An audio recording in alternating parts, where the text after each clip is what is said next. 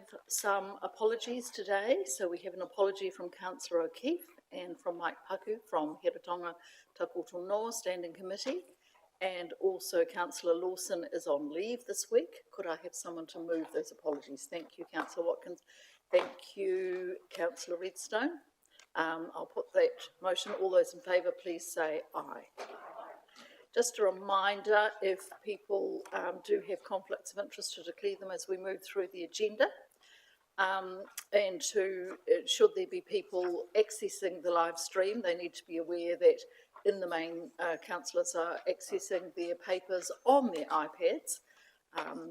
If you note that they seem to be looking at their devices. And we'll move on to confirmation of minutes from the previous meeting, which was held on Thursday the 13th of May, previously circulated. Could I thank you, Councillor Sholem, and a seconder, please. Thank you, Councillor Dixon. All those in favour, please say aye. Now, we have a presentation from the Hastings City Business Association and an update from them. So Lucinda is going to be presenting. Thank you.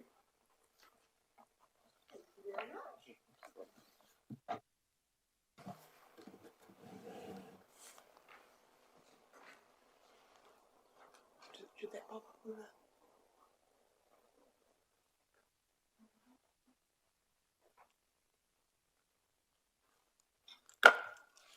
Tēnā koutou katoa.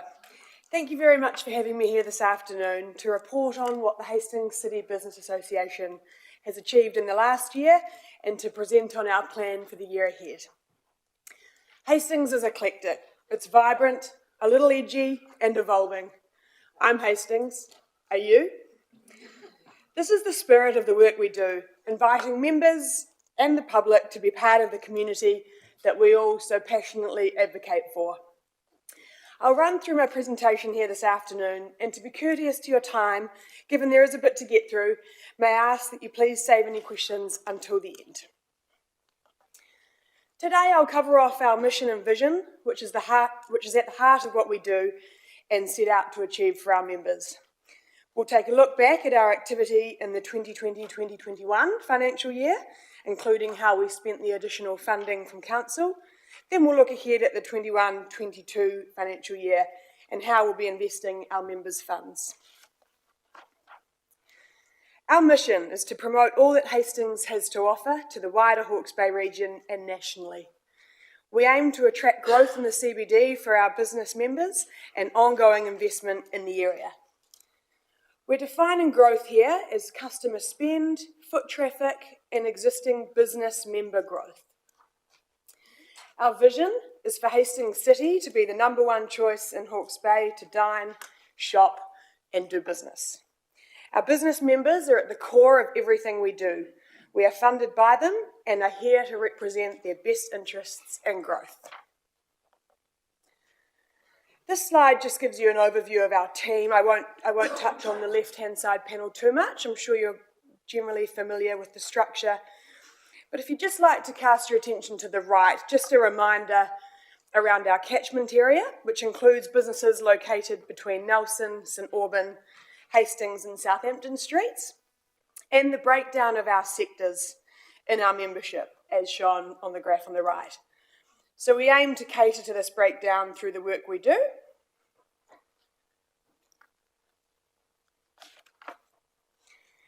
Okay, let's take a look back on the 2020-2021 financial year. What a year it was. Along with our COVID recovery strategy, with additional funding from Council, which I'll discuss shortly, we delivered a number of initiatives across these key themes of digital, social media, networking and events.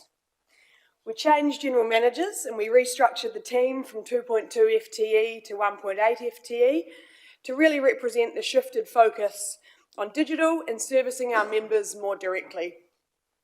The success of all these initiatives up on the screen have really lifted the profile of the CBD business community, both locally and nationally, while providing a program of entertainment, creating a dynamic vibrancy within the CBD. Just to draw on one of the images, that top one's our ice rink activation. This was a huge success and a great example of combining vibrancy with direct benefit to our members. It increased foot traffic to the CBD while encouraging people to spend while our businesses were open. We are still very open to vibrancy, provided we can show the direct benefit to our members. I'll now share results on our COVID recovery strategy in more detail, given this was our key focus for last year. On behalf of the Hastings City Business Association, I would just like to take this opportunity to thank Hastings District Council for the $100,000 funding we received at such a critical time.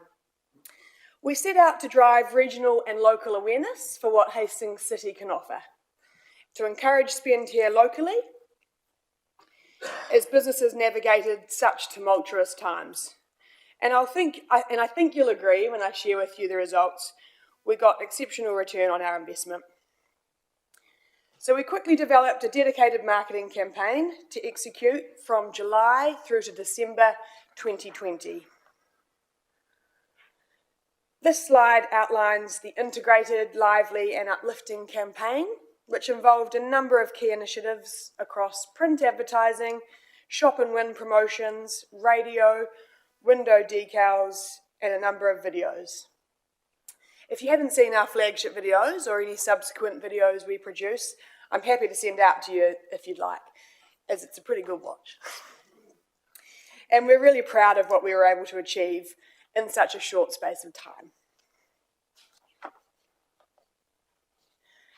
So this next slide just gives you an indication of the results we were able to achieve. These are results through the period of October to December 2020 and comparing with the same time the previous year. So the left side is spending, so that's overall spending in the district.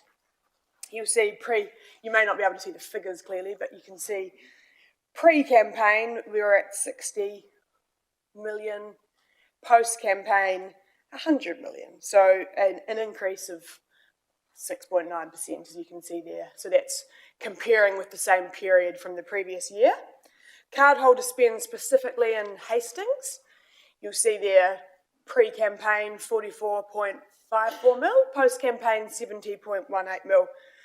It's obviously not lost on me that this was a post-COVID environment and people may have had a little bit more money to spend, but we'd like to suggest that a lot of the work we did in such a concentrated time has contributed directly to these stats.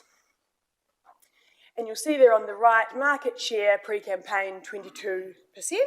So that's the share of the spending in the market, the portion of the market's total value that we commanded, and then we increased that to 24.7%.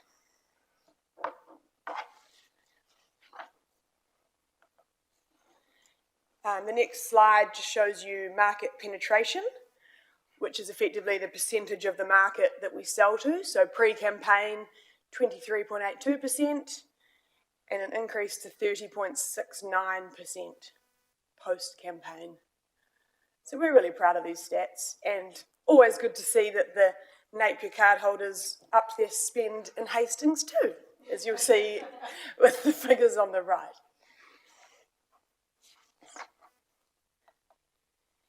And this last slide really highlights some anecdotal feedback from our members directly. And it's why we do what we do. So the campaign was received really well from our full membership base and also members of the public. That quote bottom right was actually a recipient of our Tag and Win promotion. She went glamping in Tukitook Valley and went to Craggy Range for dinner. So it was pretty special to be able to encourage the support local messaging. It gives us a real drive to deliver exceptional results for our members. I'll now shift to what's in store for the year ahead. Obviously, we don't have an additional $100,000 to spend, but we've still got some pretty exciting activity in the pipeline. So this slide outlines our key aims, which is around enabling members to facilitate new growth, really advocating for our members as a collective voice to council, collaborating with Council and other organisations in the region to promote Hastings CBD locally and nationally as a place to invest. Executing mass marketing strategies to promote our members, their services and products. And lastly, a focus on regular quality networking groups and information sharing. And with everything we do, we will always weave in an element of vibrancy, so long as it directly benefits our business members.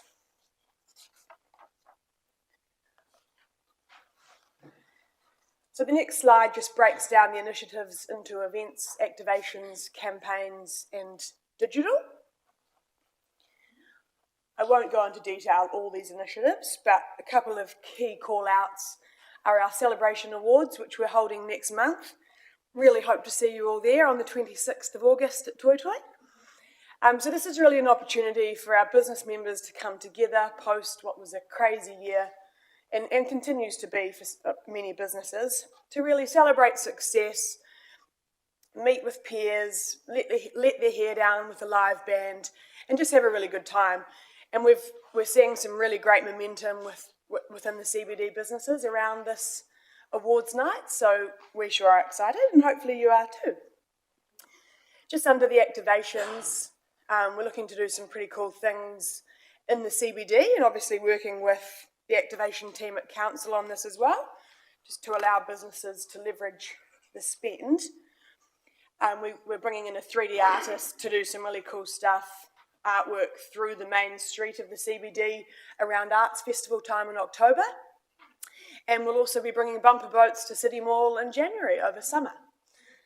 So some, different things in the pipeline. In the fountain? Not in the fountain, no. Slight health and safety hazard there.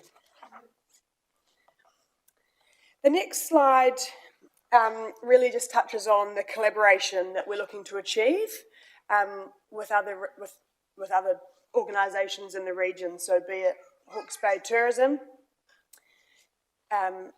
aligning our brand to the overarching food and wine messaging in the region, and I guess paying homage to existing brands that Hawke's Bay, proudly holds on to, being Fruit Bowl of New Zealand.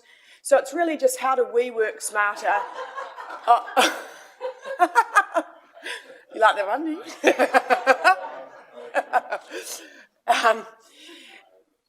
so it's taking that overarching brand, weaving it into what Hastings District Council marketing are looking to achieve around Hastings Proud and Hastings Alive, and then where we fit in on a CBD level, which is really playing into that edgy, eclectic, vibrant messaging I touched on earlier.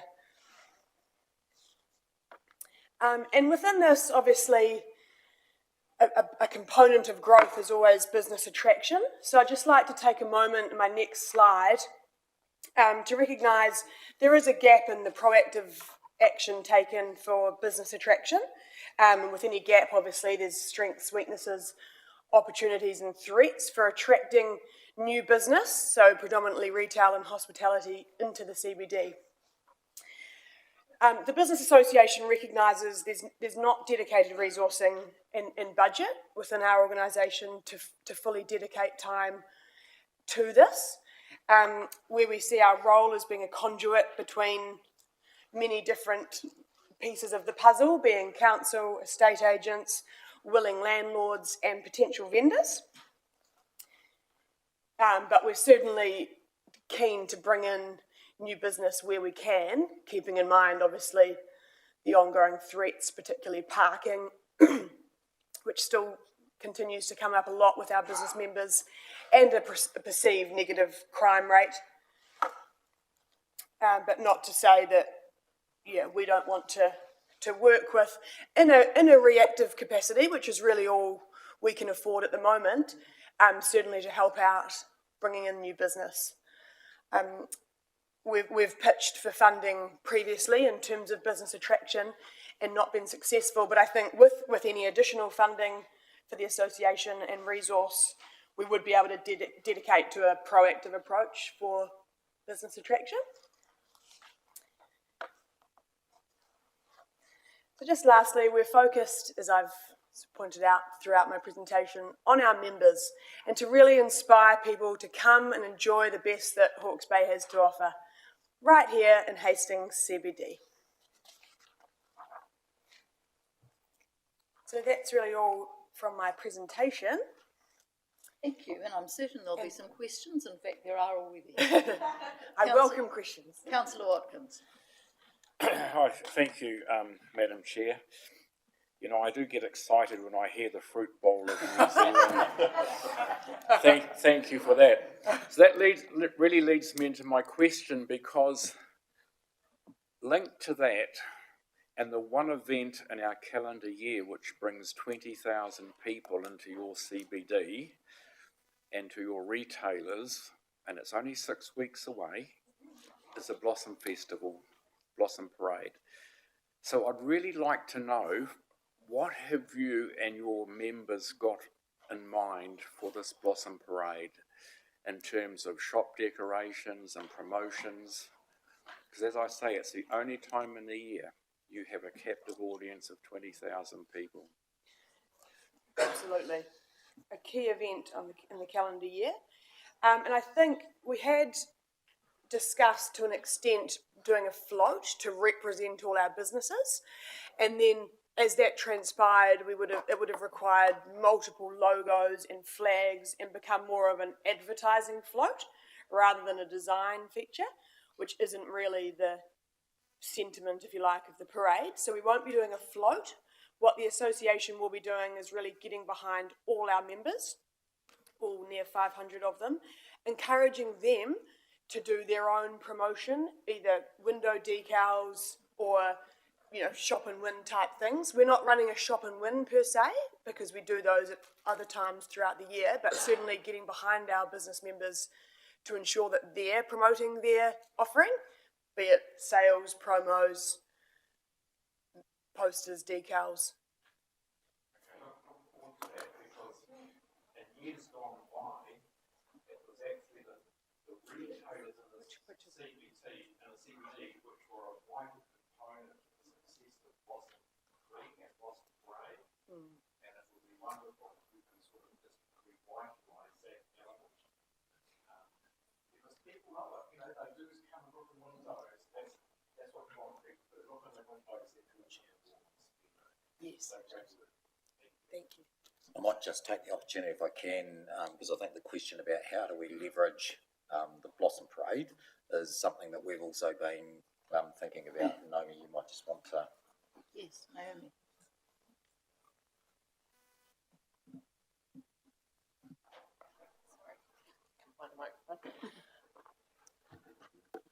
So just to update councillors around the Blossom Parade, there's a big focus within our team on bringing this up from just being a parade through town to bringing back some of the value to the wider community, both in terms of business and community visitation into the city centre.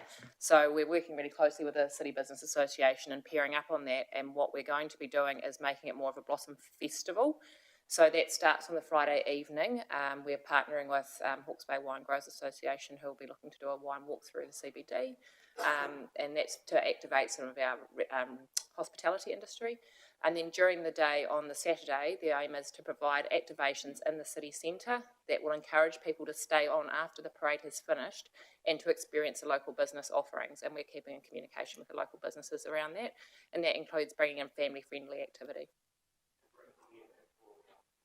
Our aim is certainly to keep growing that event. We think it's a wonderful celebration of who we are as Hastings. Thank you. Councillor Corbyn. Thank you, Chair. Thank you, Lucinda, for the presentation. I did notice you mentioned you support CBD vibrancy as long as it benefits the members. I'm just wondering if there's a hidden message in there that you wish to expand on. Not a hidden message, no, but I know it has, historically the association has run far more community-based events in terms of markets or night markets, which we have scaled back on to create more of a digital and measurable marketing platform for our members. So I guess that's probably in terms of anything hidden. I didn't address us cutting back markets, but what I'm saying in terms of vibrancy is we try to weave a vibrancy component into everything we do, and be that colourful posters, be that through energetic marketing on radio, print ads that are exciting and appealing. Like, that's all vibrancy in our mind too, to represent our members. So are there any instances of the vibrancy where it hasn't benefited members? Are there any what, sorry, listeners? Any instances where the vibrancy campaign hasn't been of benefit to the members? Oh, I think in terms of markets, or No, I'm just picking up on your comment. Anything we've You done. support it as long as it benefits members. Is there any instance where it hasn't been of benefit? no, well, not through the work that I've discussed in terms of the previous year. I mean, I touched on the ice rink. Any sort of community-based vibrancy event has been a real hit with our members.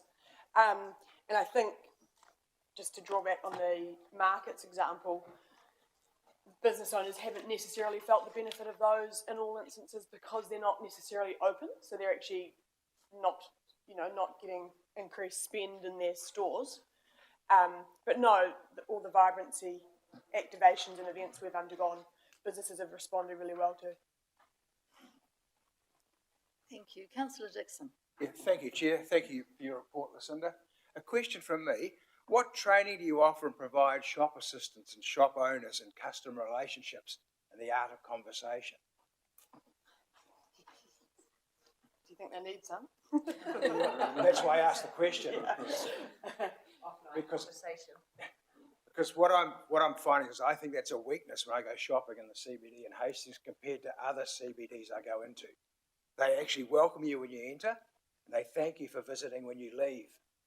And while you're in there, they try to make conversation about how are you enjoying being here and staying here, or where do you come from, and why are you visiting. That doesn't happen in Hastings. So what do you offer? And that's a really interesting point, and something we are starting to increase our training modules, and to be it online, digital, social media, sales, strategy type workshops. We currently have available on our website, and through our networking evenings, we try to bring in business members, bring in external specialists to guide on various things like that. So I'll make a note, because potentially we could bring in a customer experience type specialist. Or even bring in someone that goes around as a mystery shopper to see what the reaction is in various sort of shops that you go into, because quite often they just sit at their desk. They don't make the approach. Thank you. Thank you. Thank you. Mayor Hazelhurst. Welcome, Lucinda, and thank you for your great report. I'd just like to pick up on a couple of parts of your SWOT analysis. And one is the under threats was the crime rate, and the other one is just to expand a bit on the business attraction model that, as you would think about it as an association, and you're saying that there is the opportunity there. We know that we have got some very long-term spaces in prime locations, and so how would you see that in the perfect world working, and whose role and responsibility would you see that being to support the CBD vibrancy for business attraction? But could you just expand a bit on the crime rate, and has there been an increase?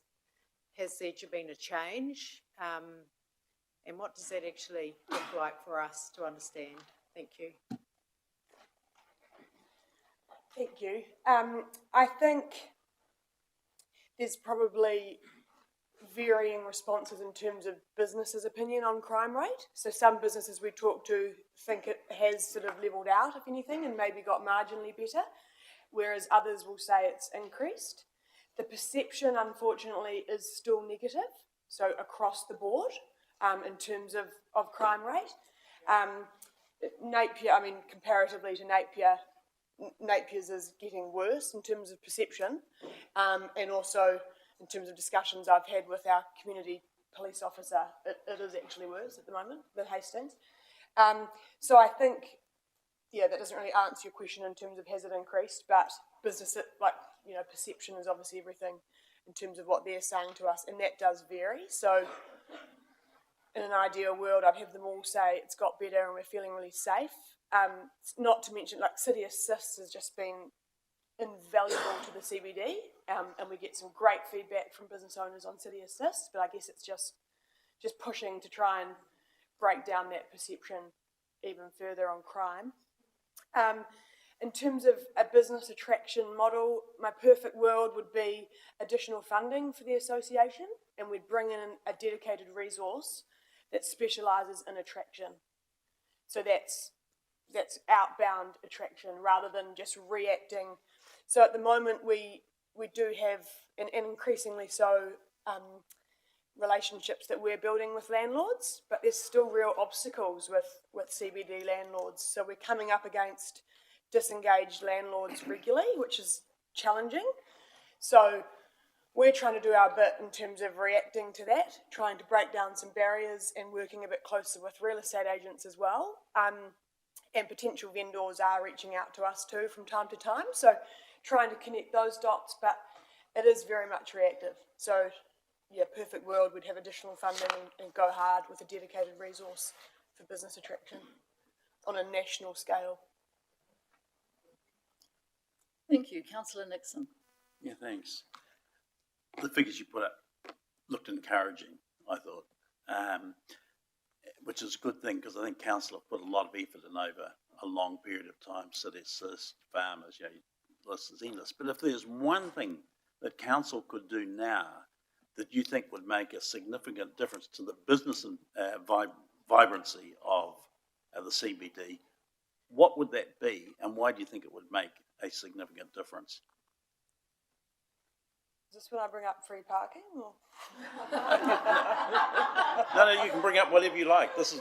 I think if I'm truly representing my business members, it would still be parking. That is still the number one thing that comes up in terms of when we go out to our members to say, what are your key challenges?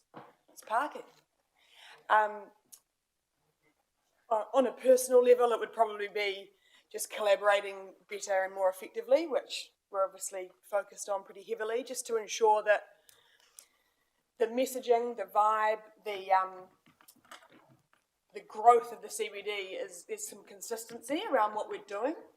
I think working harder at that is. Could I just add to the question, since you brought it up, parking? Do the customers within the CBD complain about the level of parking fees? Yes. And I say yes via our business members. So they're telling us that customers complain about it. Can I just ask officers, I mean, is this a subject that we are in a position to review? Well, I think I'm going to answer the question with a question to Lucinda, because I think on balance, what we're seeing is, you know, clearly, and again, congratulations and thanks for the presentation. We're seeing, you know, huge increases in retail spending going on in Hastings compared to the national trend.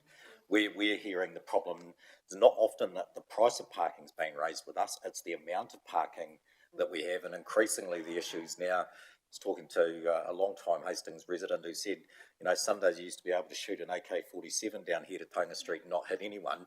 Now we can't find a blooming park. So I'm interested on, you know, if you, on balance, is the issue for your members the price of parking or the availability It's both. of it? Both. And I think, so business members both, but we're hearing loud and clear in terms of the lack of parking from investors and key investors that want to move here, want to set up their offices here, want to set up shop here, but parking is a real concern in terms of, Thanks, Chair. access to parking. That was the clarity I was looking for. Thank you. Councillor Watkins. Thank you, Chair. Just to clarify, and I hope your members understand that the money collected from the parking meter is ring-fenced solely to provide more parking in the CBD, the very thing they want. And we certainly do our best to convey that message. Absolutely. We, by no means will jump on their bandwagon in terms of the complaints. It's around informing them. Knowledge is power. The more they know about what that money is being spent on, the better. So, yeah, for example, we've obviously just had to update them with the increased parking, but around that it's like, but look at the amazing stuff we are actually doing in the CBD, because I think it is easy for them to get lost in the negatives and sort of dwell on that. But when we're sharing, be it streetscape, vibrancy, enhancements to their streets outside their shops, they love that. And so I think the more we can do to convey the positives, it may outshine the And just the to negative. add that, Lucinda and myself, we've been meeting and talking about the ways that we can increase communication both ways, so that we understand what's sort of happening in the world of our retailers and their concerns, that we can feed back into the relevant parts of council, and in the other direction as well, that we can keep them up to date with what's happening. So they've got a newsletter that goes out that we've now committed to providing an update on a regular basis, and we're coordinating much better as well in terms of aligning our activities so that we don't try and compete with ourselves. So I think that will continue to improve in terms of the feeling from the business association that where that investment is going. Thank you. Councillor Sholem. Thank you, Chair, and thank you for your presentation, Lucinda. It was fantastic. Just following on a little bit from a question Councillor Nixon asked, but more focused on business attraction, which I agree with you is a gap. Is there anything aside from funding that council can do to support the business association's efforts in that area? One thing which we're actually working on is a sort of centralised list, if you like, of vacant tenancies, where they're at in terms of earthquake strengthening, overlaid with any city assist updates around foot traffic, etc. So that piece of work is going on in the background, which is very exciting for us. Just in terms of sort of knowing what we're dealing with and being able to identify even 2 to 3 key tenancies that we can potentially get vendors into. So if you'd asked me 6 months ago, I probably would have said we'd love that, and to have the wheels in motion is exciting on that front. And one more question, if I may, Madam Chair. How many bumper boats will be able to be in the City Mall, and can we all have a go at each other? Game on. Yeah. You get 5 minutes. I think there's 10 votes. 10 votes total. Oh, so close. So 2 groups. Thank you very much, and I'm very happy to move the recommendations. Thank you. Just before we do that, a question and a comment from me. I was really interested looking at the graph showing the breakdown of the various sorts of businesses on offer in the CBD. Has that changed over time? I mean, this was obviously a snapshot of now. What's happened over the last decade? Yes, so, and actually it's changed ever so slightly since this presentation last week in terms of figures. So retail and hospo has increased slightly and brought down professional services. Okay. But that's ebbed and flowed in terms of professional services, and particularly with the association's investment, I guess, in professional services businesses. So that's where a lot of our key focus to draw back on community events and scale up networking has been driven from, is that increase in professional services businesses in the CBD. Okay. I've mentioned before that I had heard in other countries of the world where, because you commented that you were dealing with some landlords who weren't particularly energetic in finding tenants, and I had heard that in other countries of the world, landlords with empty buildings and CBDs actually get fined, and they actually have to find tenants. So if they cannot find a commercial tenant, then they offer the building to community groups,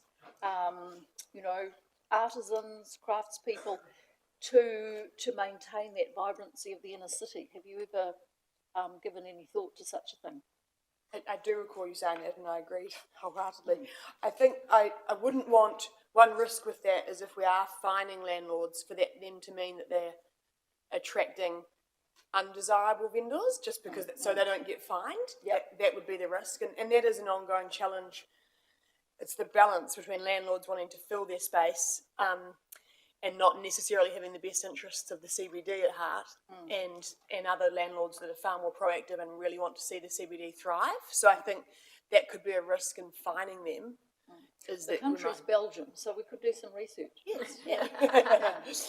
Go over there, you know. Absolutely. So Councillor Sholom moved those recommendations. Do we have a second to thank you, Councillor Redstone? I'm going to put those recommendations. All those in favour, please say aye. Aye. Contrary? Carried. Thank you, Lucinda. Thank you very much. We have Jenny. Bronwyn.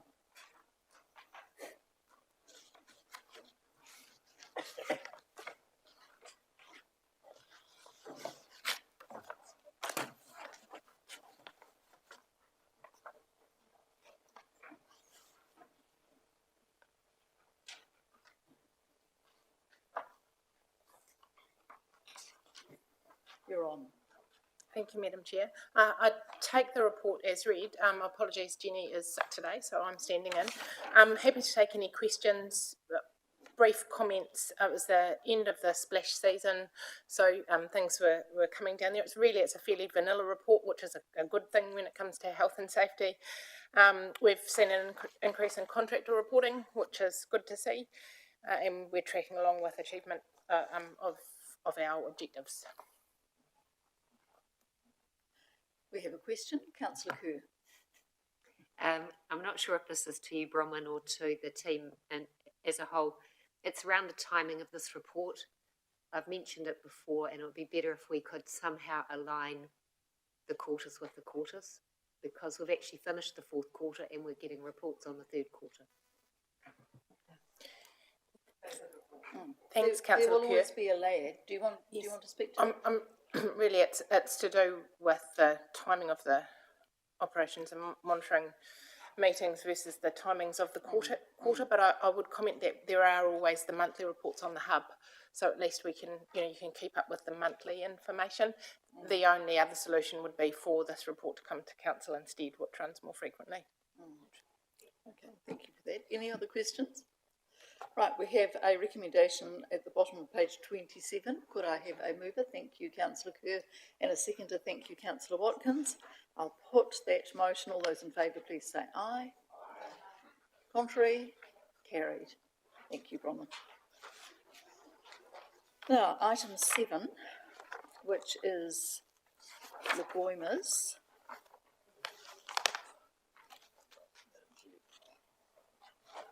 You going to speak to it? Yes. Thank you. Oh, sorry, Scott, didn't see you. You're going to speak to it. I've been helping Vicky with this since the departure of Jackie. So if there's any questions, I'd be happy to answer them. Do we have questions? If there aren't, there are two recommendations on the bottom of page 35. Thank you, Councillor Dixon. And a seconder. Thank you, Councillor Harvey. I'll put those motions. All those in favour, please say aye. Contrary? Carried. Thank you. Thank you, Scott. And item 8, we have some proposed changes to our meeting times. Do you want to speak to those, Mr. Bickle? Do you want to say something? No? Okay. And a seconder, please. Thank you, Councillor Nixon. I'm going to put those two recommendations. All those in favour, please say aye. Contrary? Carried. Thank you.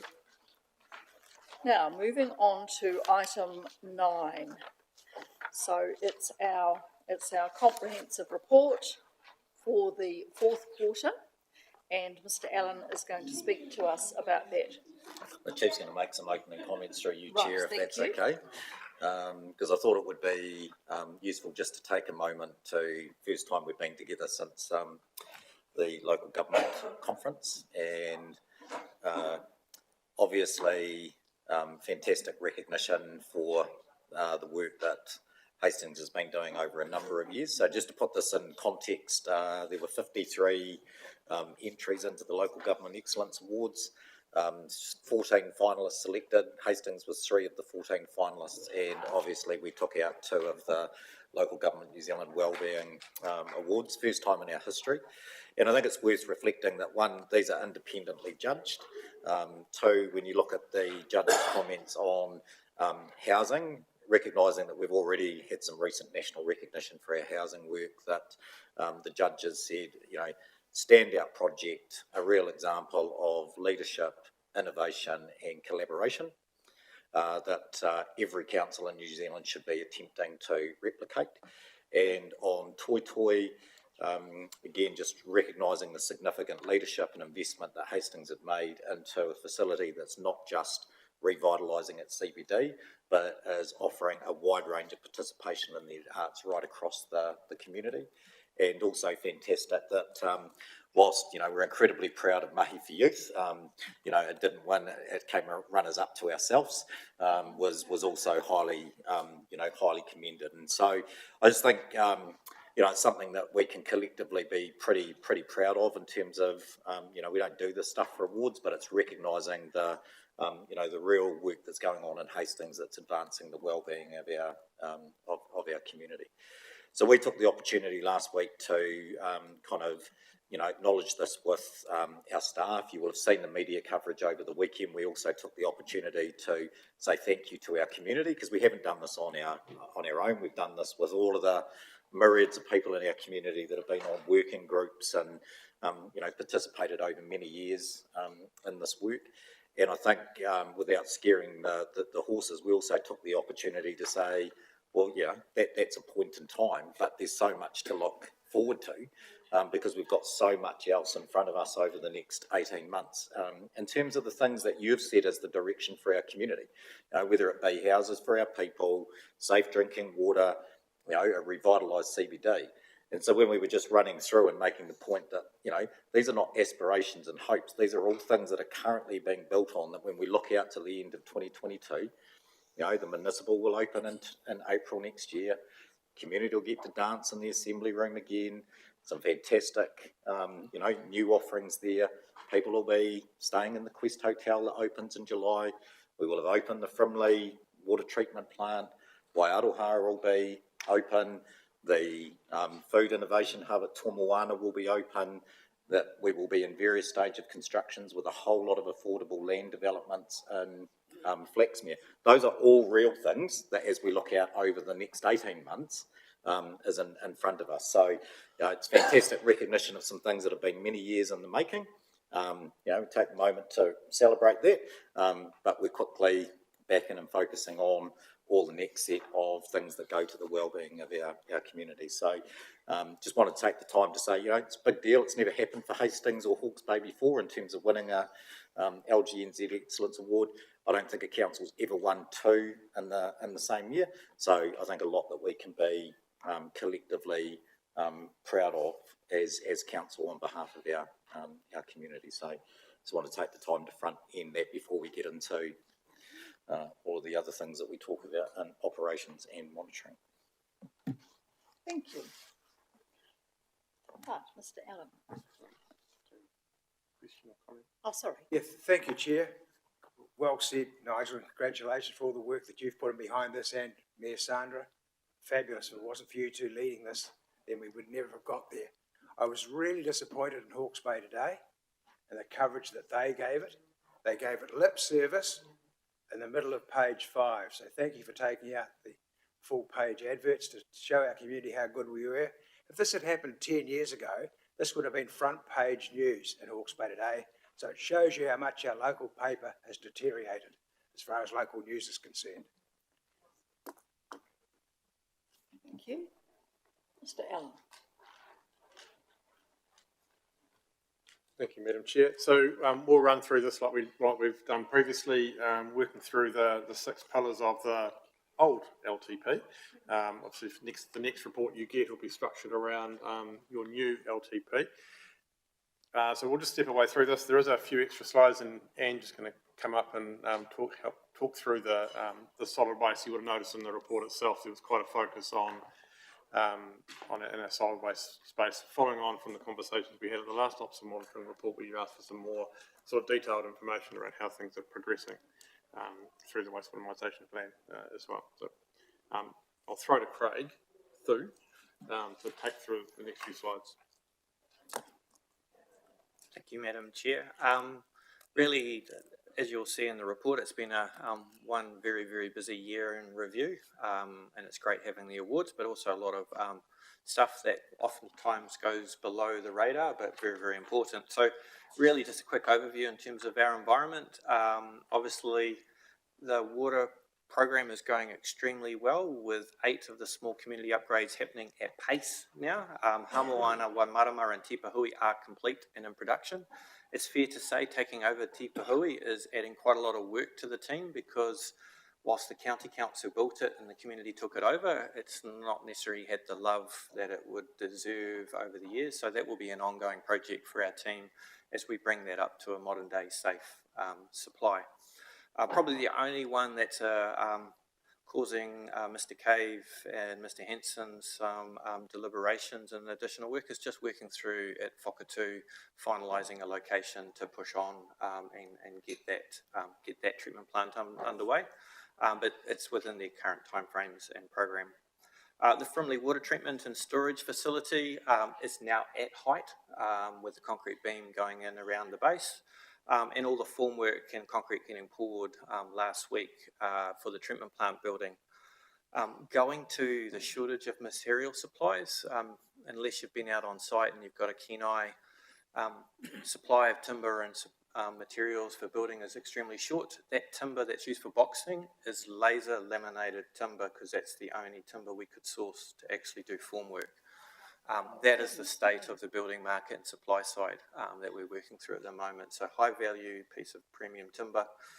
Hopefully we can reuse it in a few other sites. So, but progress is going very well there, and ahead of schedule in terms of the building works and the reservoir and so forth.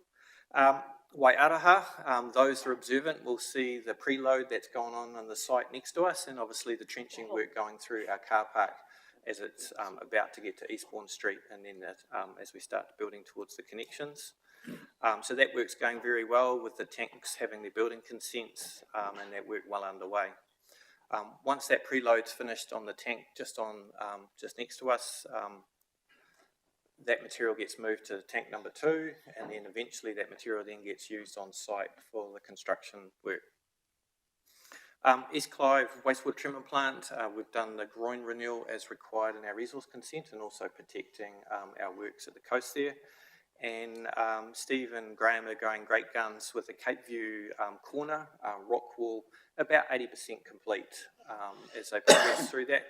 So again, that rock wall is to protect the public assets at the corner, in particular the water and the road, and it buys us 25 to 30 years looking at the coastal strategy work.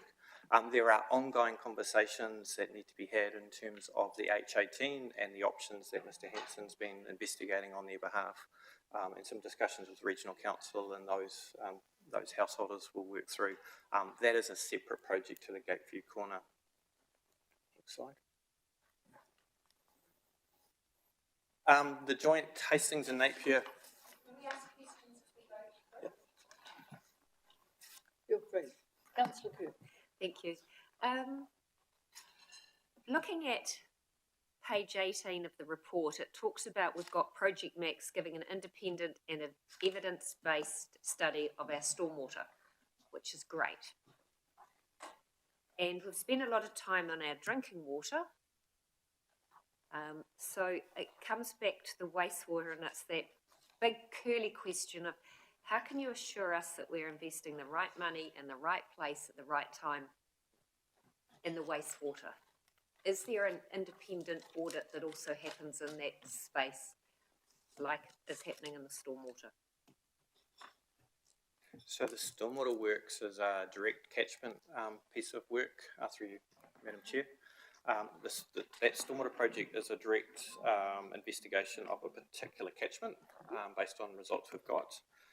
if I look back out from a wider wastewater element, so we do have independent monitoring against our consent conditions at East Clive, and we're watching with interest and trying to get hold of anything. But at this point in time, there's nothing coming out of government that's been delayed. So a key piece of monitoring will be any changes to the National Environmental Standard for wastewater discharges to ocean. Now, that piece of work has been delayed, my understanding, due to the workload the MFE has with the RMA review. Okay. That piece of information will be extremely important in terms of planning from a wastewater investment around whether our current treatment option continues to be compliant. We're a number of years into a 35-year consent, so we are lucky enough to actually have a consented wastewater treatment plant.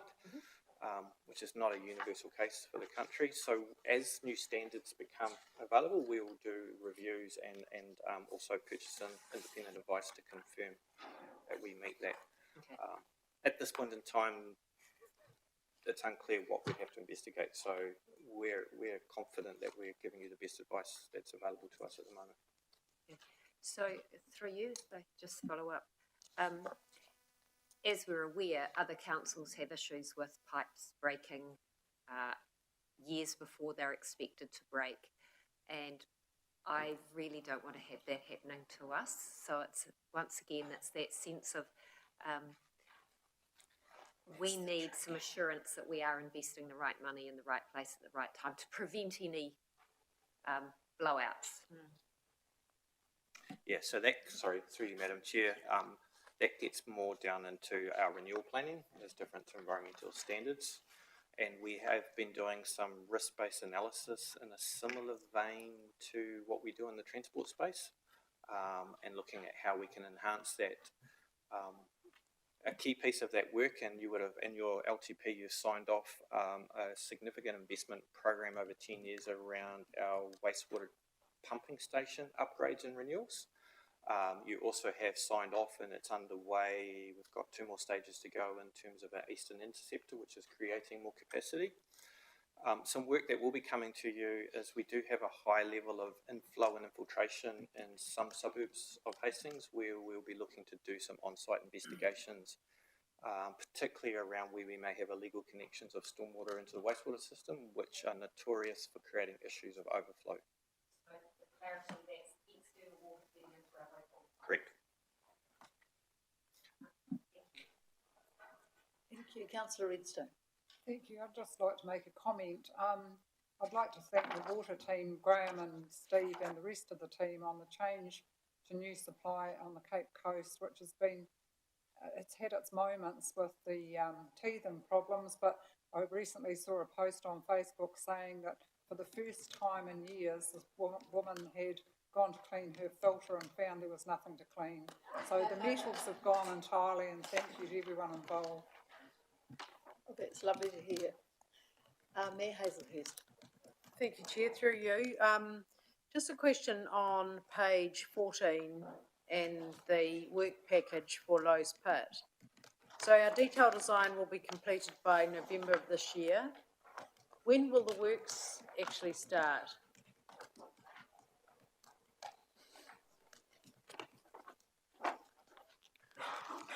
So I'll need to just send out to you, to councillors, all the councillors from Steve, the program of all the different stages of work. So the devices for end of pipe treatment first flush, are on order, and Fulton Hogan under the maintenance contract will install those. Then there's 3 pieces of construction, and so the actual filling in of the pit is likely, I'd need to double check it, but that's the last stage, and I think it will be more the end of this financial year, so middle of next year.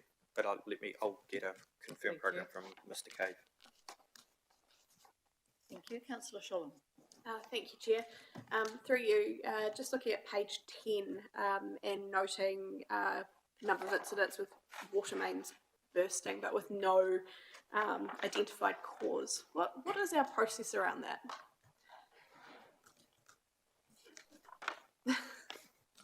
It depends on the nature of what that burst is, but each of them have got an investigation, and in particular, so if it's just a minor leak, then they work through and get it replaced, as Councillor Nixon quite rightly pointed out. But also what we're doing with the maintenance data is looking for patterns and clusters and around then updating our renewal planning, so if we're getting certain things happening in areas. In terms of the bigger mains, if we're getting one or two in an area, then the team are doing investigations, going back, looking at pressure data, pumping data, where there's been other work around, where there may have been valves turned off, which can change the nature of the flow. So definitely there's been investigation done. We had a couple of mains breaks in a very similar location in Te Mata Road, I believe, in Havelock North. And similarly, in the past, many years ago, we had 2 breaks in quick succession in Eastbourne Street, and when we went in looking at those, we decided to just do a full renewal of a section because it actually was performing worse than it should have been to normal averages. So bigger mains like that Tomato one, the team have been working through an investigation of checking all the valves are open when they should be open, and those type of things. Okay, great. Thank you. And referring to page 10 again, there's a section in there about protozoa compliance. Now, the local news media have picked up on that, and so it's quite possible that you as councillors would be asked questions about that. So just make sure that you're fully familiar with what page 10 is actually telling you, so that you can come up with the right answers.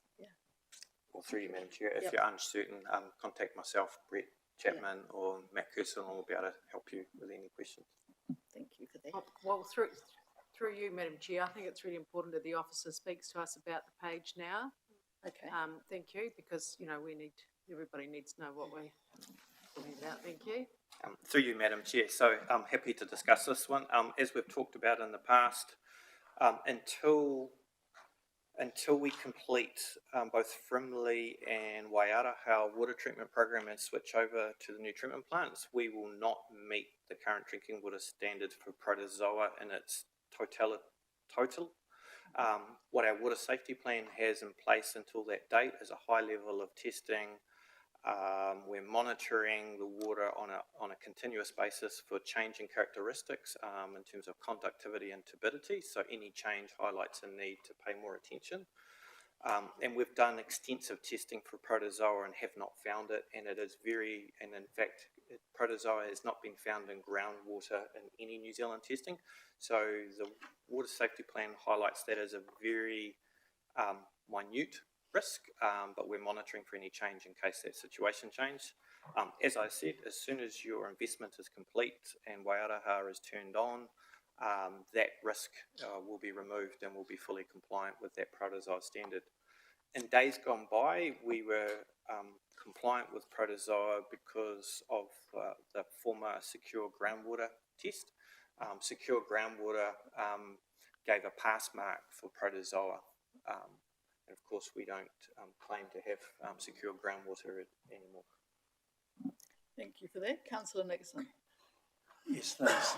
Just picking up from Councillor Sholin and burst water mains. I asked the question just earlier this week. My understanding is that there is some suggestion that some of our pressure regulators might be not reacting as fast as we would desire, and this has resulted in a bit of an explosion of pressure. So the question I've got is, you've shown mystery, but the question I've got is the intended reduction in pressures that are slowly coming through. For instance, St Auburn Street, will the pressure be reduced there when this comes into play, and other streets, Tomato Road? Because I'm just not sure whether this is right across the network or just in some specific locations. Through you, Madam Chair. I'm not certain. I think we need to let the investigations to go before we speculate whether pressure reducing valves are reacting fast enough, to your first comment.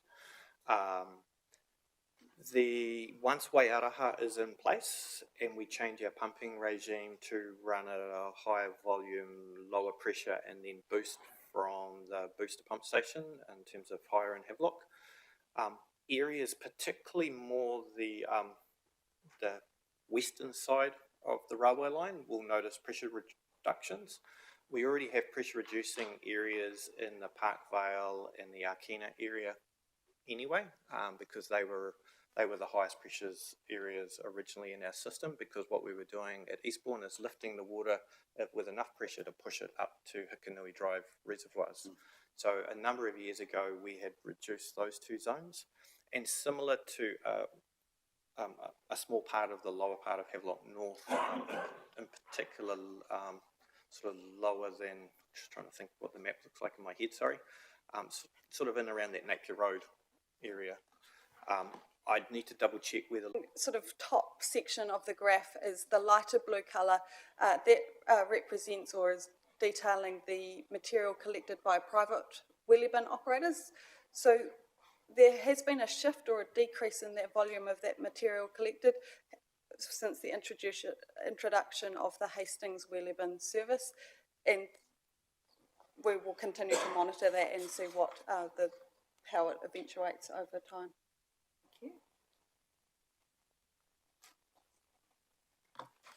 The next project that we're looking into is to assist with the costs associated with waste to landfill, is the opportunity to improve the Henderson Road transfer station and change it from a transfer station to landfill to a resource recovery centre, in line with what's done overseas, predominantly in Europe and Japan and places like that, but it's also happening more and more here in New Zealand. So that is to increase what can be recovered from the waste stream and reused or recycled. And it will sort of be like you drive over the weighbridge and there'll be a bank of different bins or bunkers that you offload your material into. So it's separated at source, and then that can go off to a new use somewhere. All of those processes still need to be sorted out, and we're looking to commence that project in the very near future. This will bring us in line with the objectives of the Joint Waste Management and Minimisation Plan to try and reduce the total waste going to landfill. We don't have a service like this available in the Hawke's Bay at the moment. Blackbridge is running like this as a private operation, but not a council provided one. And one more point. Oh yes, and the last one is the refuse remission. So to reward low waste producing households who were very strong in sharing their views on the wheelie bin service, we adopted a new policy to reward those households who put out their bin 26 times or less, so that equates to a fortnightly collection. So they will receive a 25% remission on last year's refuse targeted rate, which is $32.25, and that is being applied to 7,712 properties who qualified for that last year, and we will promote that with this flyer going out in the rates assessment this week. Thank you. Councillor Corbett. Thank you, Chair. I was interested in the 2 slides back, that very detailed bar graph. Yeah, that one there. It would be interesting to see those categories broken down into a percentage over each quarter. I find that very interesting, particularly if we're looking at alternatives to the landfill for different sorts of waste. It would be a good place to start, just to quantify how much is there. Thank you. Councillor Kerr. Thank you. 2 comments and a question. Ange, it's wonderful to see the conversation around the Resource Recovery Centre. I know that you've investigated what they look like elsewhere, and it's great that part of the Waste Mins plan is coming to fruition, so I look forward to seeing it in action.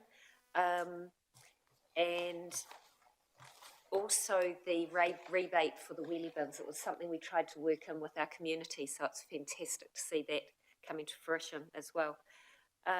My question, construction waste, we can see it's an issue, there's a lot of value in it.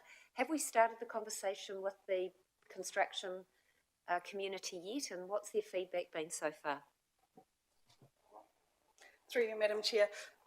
We haven't quite started the conversation with the industry yet. We've got a the next forward 12 months work plan, we're looking at holding a series of workshops or builder breakfasts, tradie breakfasts with the sector to invite them in so they've got an opportunity to find out more in a more informal way. We're also working jointly with Napier with the intention to employ a construction and demolition waste minimisation officer to work regionally. So we're just pulling together the position description at the moment and working through that and hoping to get out to market as soon as possible to allow them to take over that aspect of work. Thank you. Councillor Sholem. Thank you, Madam Chair. And just following on from Councillor Kerr, I agree with all her comments, but also just wanted to ask whether or not there's potential in the future for the resource recovery centre to perhaps, I know it's difficult, but recover some of the construction waste, because there is a lot that goes to landfill that could be well reused by private members of our community. So just wondering if you've got any comments on that. Through you, Madam Chair, yes, construction demolition waste is an easy one to start with in the sense of collecting offcuts of wood. If it's tidy with no nails attached, then we'll be able to easily find new homes for that. It's ensuring that we set up the site in a way that allows for that material to be collected, transported to the appropriate storage space and stored without becoming a stumbling block or a trip hazard for people. So we just need to set up that infrastructure for that to happen. Fantastic to hear. Thank you. I'll just share on that. I mean, it was, through you, interesting, I think the initiatives around construction waste minimisation officer and approach there, you know, as an area of potential big return. And, you know, if we look at some of our projects like Waiaroha, you know, 97% of everything we've deconstructed there has been repurposed. And we're doing a roaring trade as we were deconstructing all the sheds and that, and builders coming up and paying $5 a metre at the end of the day because you just can't get anything at the moment. So there's absolutely something in there, and commend Ange that and the initiatives that you're taking around our waste minimisation.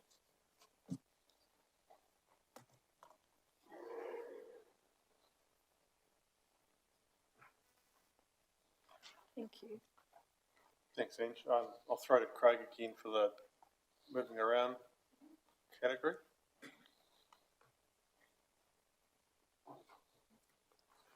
So I guess building on earlier, busy space in the roads and transport.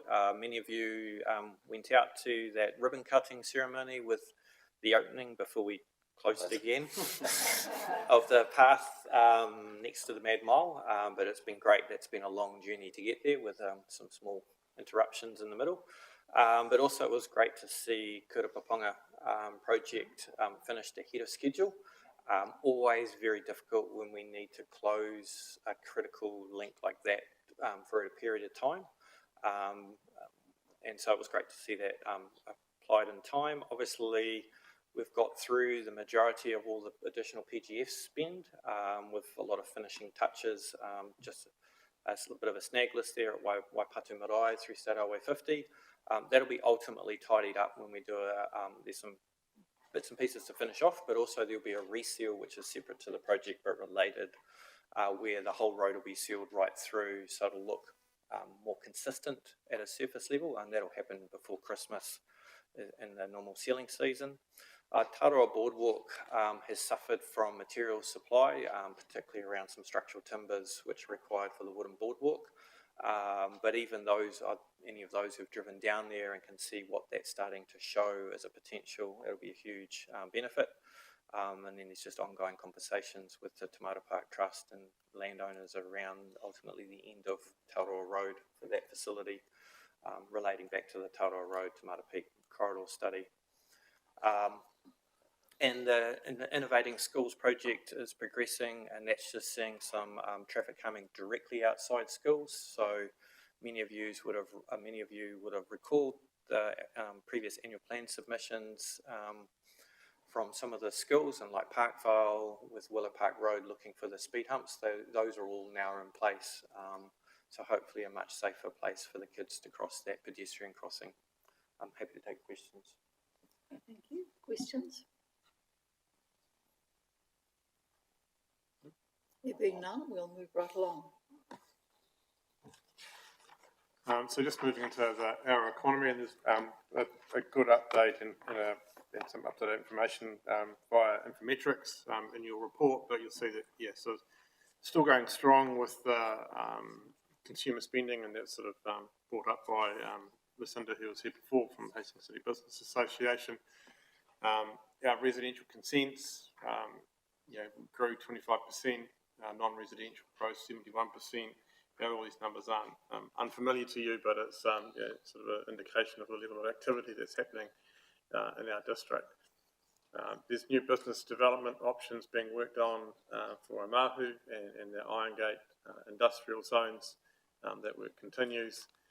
And we're continuing to support innovative businesses. And this year we saw the opening of the Rocket Global post-harvesting facility at Irongate, the Watties multi-million-dollar upgrade, as well as Food East getting ready to start being built as well. So, no questions on that or comments. We'll keep moving. So just on so I where think we live. on where we live in the housing space, I think what we're starting to see now is just a shift again right across sort of housing supply. Obviously, really pleasing to see construction underway in Tarbert Street. All the sections have sold in Tarbert Street. We have a waiting list of 35 people that are waiting for either a section to fall over in Tarbert Street or to get on for the next lot that are coming in Flaxmere. As you know, a fortnight ago we went out to the market seeking development proposals to an EOI for the 3 land developments in Flaxmere. We've had over 50 responses to that EOI to date, so strong interest being shown in those developments. Obviously, front page news today is that CDL has completed its sale and purchase agreement with Lowe's for development in Iona. The CDL is probably a condition of the OIO approval, but are wanting to move very quickly on stage 1 of Iona. So we're in pretty active conversations with CDL around that. Those of you that driven down the expressway will notice all the services going in for the last 165 sections on portion 3 of Lintu stage 2. So we've just got a whole lot of supply coming now across quite a lot of segments of the market. And as you know, the pipeline of public and sort of social housing is pretty significant as well in terms of what's under construction. So I think largely it's a story of really big priority for us at an outcome level. Still too many of our whānau living in motels, but if the answer's on supply, at the moment when you're looking at supply, there's big supply coming across every segment of the housing market. To be kind of the kind of summary of where we live. Thank you. So, and then on the things we do, obviously there's been a variety of ticketed and non-ticketed events through Toi Toi, the award-winning, Toi Toi Arts and Events Centre. We've had, city centre upgrades are tracking well and looking to be completed by the summer. We'll bring to you at the council meeting middle of next month the work that will be happening in the streetscape from the municipal building, from the corner of Hiratonga and Hastings Streets through to Hiratonga and Warren Streets, along with a number of other initiatives around Hiratonga municipal building. And it's been it's been a busy 3 months for a lot of our facilities, whether it be the Hastings City Art Gallery, our libraries, the sports centre, and the Flaxmere and Kimberley community centres. In the report that you would have read, details a number of those activities, and multiple community organisations and rural halls received the council funding through the grants rounds, and lots of that detail is in the report as well. I think the other one amongst that, not referenced on that slide, but significant for this quarter was the conclusion of the Splash Planet season where we had 135,000 people, record season, through the gates of Splash Planet. Commentary in the report talks about the investment that's now underway to ensure a safe and appropriate reopening for the 21-22 season, and obviously the conversations which will be more long-term around the strategic vision for that site going forward. But real focus at the moment from the Splash Planet team and those that are involved really around ensuring that we can open for a safe and successful 21-22 season. Madam Chair? Thank you, Councillor Kuhn. Can I just make a really positive comment? Because of the investment in rural halls, both by this council and the government, it's actually then gone on to activate these spaces with the small hall sessions being run in rural communities that haven't had concerts in their hall. So our investment in the asset has actually triggered a sort of renaissance in the community. So from the communities that I represent, thank you. Thank you.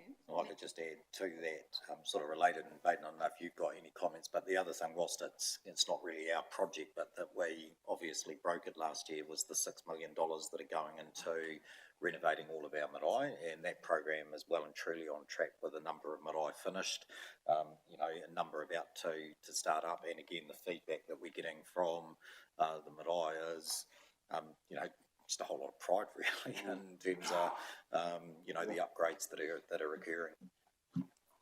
You know, just to add to that, Madam Chair, yeah, marae, I mean, all over the Heretaunga area have been upgraded. Some are still being done now. Ours is probably 75% done, but you know, a lot of that work has been on the wish list for a long time. We'll just say that. Can you share the scope of work?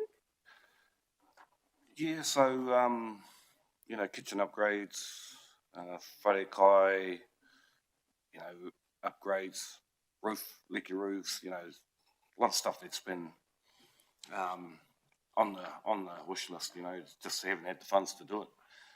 Our marae fund here at the council is good, but you know, it's only a 75k amount. We did have a bit go into marae during Matatini when we had a bit of a consolidation of funding, but this opportunity has really been taken up by so you know, average of about 250,000 across all marae. So it's quite you can do quite a bit for that amount. Thank you, Councillor Sholland. Thank you, Madam Chair. I just wanted to take a moment to acknowledge fellow councillors, but especially staff, in terms of what has been done over the LTP process of taking on board city centre businesses' feedback around where upgrades take place. There's been a shift around of works to really recognise the west end of the CBD with upcoming developments, and I think that's just a real testament to everyone, staff and councillors, listening to what the community is telling us. So I just want to acknowledge the work that's gone on by staff in particular to make that happen. Thank you.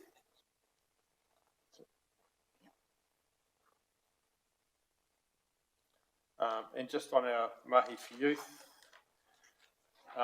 so yeah, Youth and Connect the Communities caravan to Waka Kanawa was blessed in the quarter, and it's hit the road and is in action.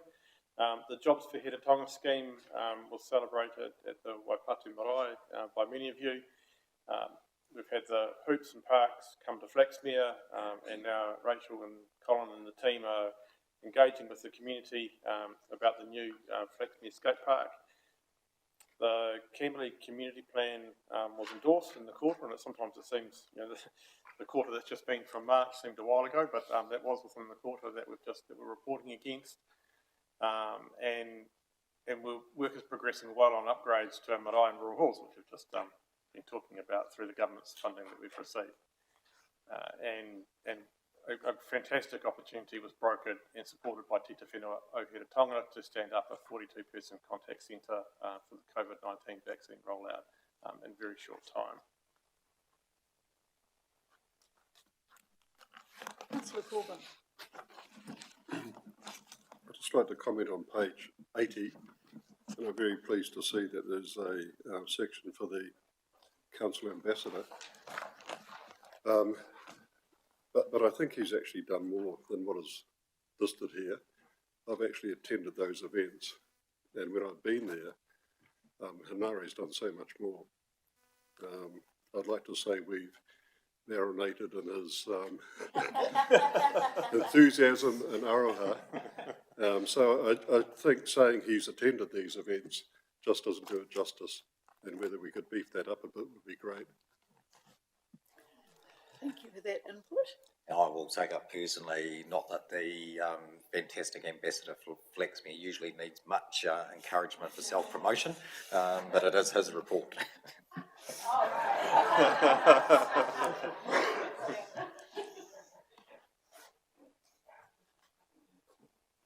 And the last slide is around corporate support and marketing and events. So our call centre continues to be busy. Still some good traffic coming through that. You can see that in the details in the report. And we're still getting a good number of people coming through the customer service centre, enjoying that face-to-face contact that they receive. Through the quarter, the new cemetery database was launched, a high-tech solution for people to search for plots. It's been very successful. We've had the new self-check machines installed at the Hastings Library. That's been a big project for Paula and the library team to roll out. And the significant lighting of Osmanthus Gardens event was held to mark the 40th anniversary of the Sister City relationship with Squay Lynn as well during the quarter. And we had record numbers of attendees at the Hawke's Bay Marathon, many of which were from outside the district. So that's a wrap on the quarter. I think the other key thing to note amongst that is that obviously there's no financial report for this quarter yet. That'll come in September when you normally receive the council's rating result and make decisions around any allocations and the like. Because the team are very busy at the moment, sort of wrapping that up and getting that ready to present to you. Thank you. Do we have questions?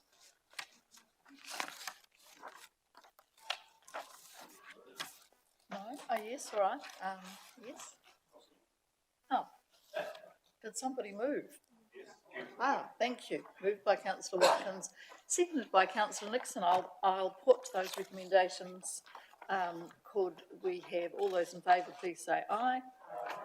Contrary? Carried. So we have come to the end of our agenda. So we have a karakia to close the meeting. Kia tau, kia tātou katoa te atawhai o tō tātou ariki a ihu karaiti me te aroha o te atua me te whiwhinga tahitanga ki te wairua tapu ake, ake, ake, amene. Thank you for your attendance.